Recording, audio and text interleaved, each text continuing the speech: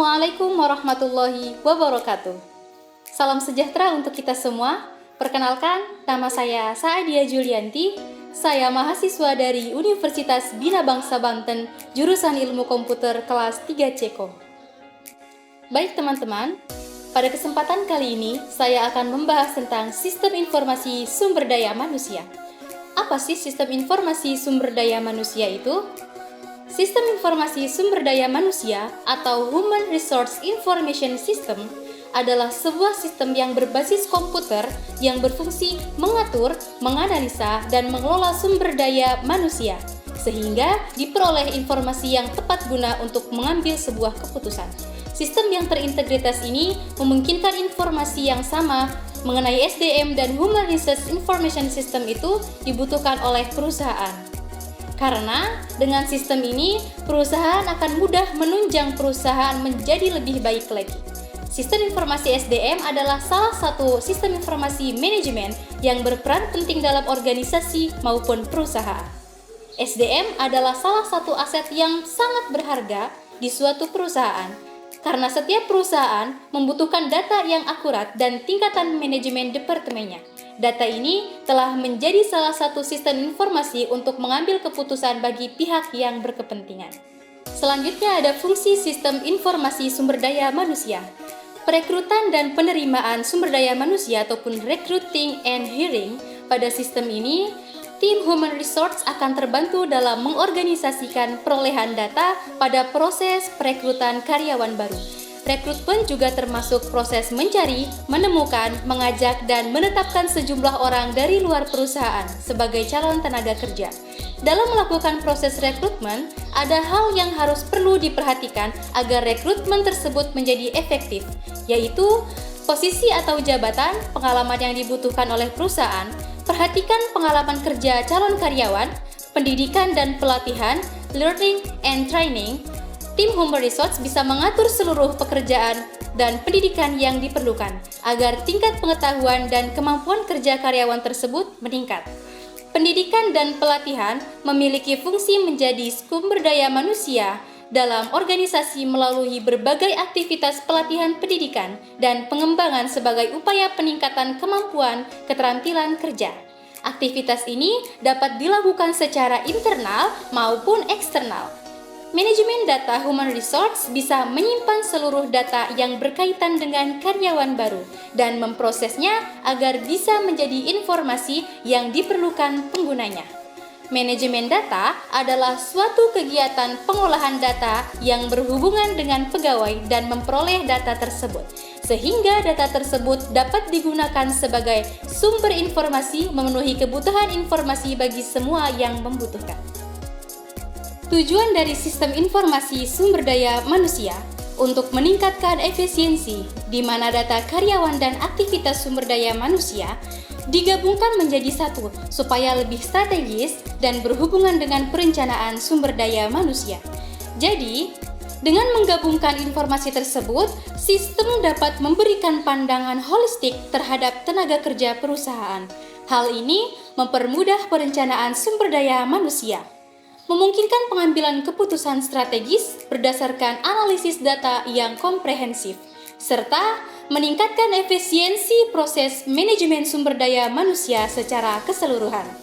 Ditinjau dari manfaatnya, sistem SDM mempunyai manfaat dalam organisasi, yaitu otomatis dalam sistem pengkajian dan aktivitas tunjangan.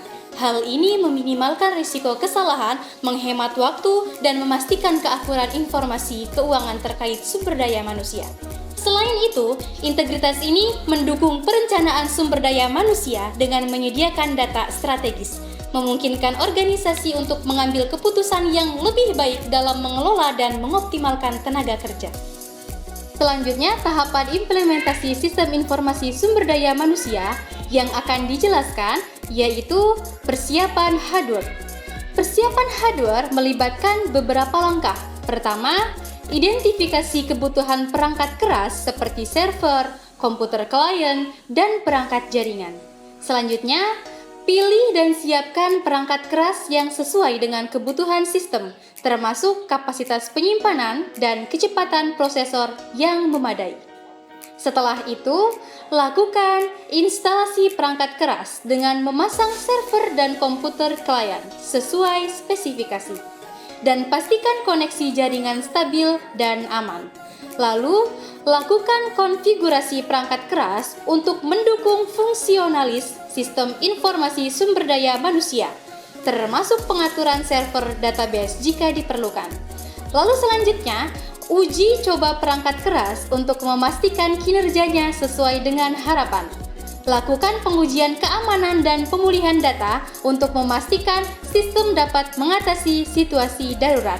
Yang terakhir, dokumentasikan konfigurasi perangkat keras termasuk detail, spesifikasi, dan pengaturan. Hal ini membantu dalam pemeliharaan sistem dan pemecah masalah di masa yang mendatang. Yang kedua ada persiapan software. Tahap implementasi sistem informasi sumber daya manusia dalam konteks persiapan software yang melibatkan beberapa langkah penting.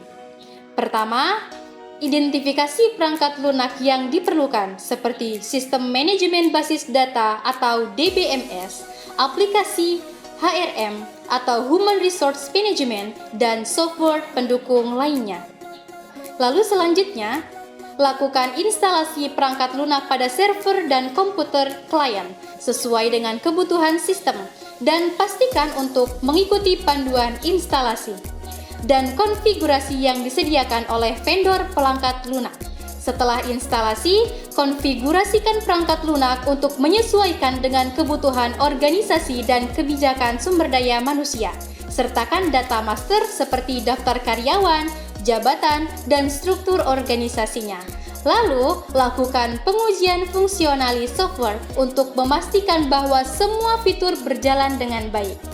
Uji integritas dengan sistem lain jika diperlukan, seperti integritas dengan perangkat keras, perangkat lunak lain, atau sistem perusahaan yang ada. Selanjutnya, lakukan pelatihan kepada pengguna akhir terkait penggunaan sistem informasi sumber daya manusia, karena hal ini melibatkan pemahaman terhadap antarmuka pengguna, proses input data, serta prosedur pengolahan data sumber daya manusia. Yang terakhir, dokumentasikan konfigurasi dan pengaturan perangkat lunak, serta buatlah rencana pemeliharaan dan pembaruan perangkat lunak secara berkala. Untuk menjaga keamanan dan kinerja sistem informasi sumber daya manusia. Lalu ada persiapan database. Tahap implementasi sistem informasi SDM terkait database melibatkan beberapa langkah yang esensial. Pertama, identifikasi kebutuhan data sistem informasi sumber daya manusia termasuk struktur data seperti tabel karyawan, gaji karyawan, dan data lain yang relevan. Selanjutnya, buatlah skema database yang mencerminkan struktur data yang dibutuhkan, lalu pilih jenis sistem manajemen data yang sesuai dengan kebutuhan. Dan lakukan instalasi serta konfigurasi DBMS tersebut pada server yang telah disiapkan. Lalu selanjutnya, desain dan buatlah tabel-tabel dalam database sesuai dengan skema yang telah dibuat. Pastikan hubungan antar tabel terdefinisi dengan baik untuk mendukung integritas referensial. Setelah pembuatan tabel, masukkan data master seperti daftar karyawan, data jabatan, dan informasi dasar lainnya ke dalam database. Setelah itu, pastikan data yang dimasukkan sesuai dengan kebutuhan sistem informasi sumber daya manusia. Selanjutnya, lakukan pengujian integritas dan performa database. Pastikan bahwa database dapat menangani beban data yang diantisipasi dalam beroperasi secara efisien.